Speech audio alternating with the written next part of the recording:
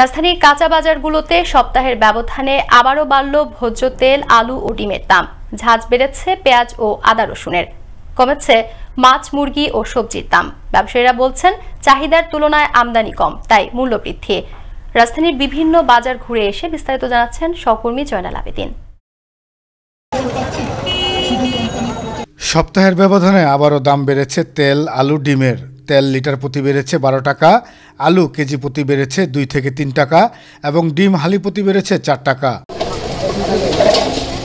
এছাড়া আবারও ঝাঁজ বেড়েছে পেঁয়াজ, আদা, রসুনের।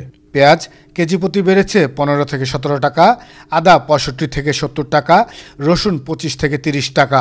ব্যবসায়ীরা বলছেন, ফসল নষ্ট হওয়ায় এবং চাহিদার তুলনায় আমদানি কম থাকায় দাম বেড়েছে। বাড়ার কারণটা মালটা কিছু বৃষ্টিতে নষ্ট হয়ে গেছিল, এই জন্য বাজারটা একটু ক্রাইসিস পড়ছে, এই জন্য দামটা বাড়ছে। এদিকে দাম কমেছে সকল ধরনের সবজি ও মাছের। কেজি প্রতি মাছের দাম কমেছে 50 থেকে 100 টাকা, সবজি কেজি প্রতি কমেছে 5 থেকে 10 টাকা। এছাড়া দাম কমেছে মুরগির, কেজি প্রতি কমেছে 10 থেকে 15 টাকা। অপরদিকে দাম বাড়েনি চিনি, ডাল, চাল সহ অন্যান্য সব পণ্যের দাম।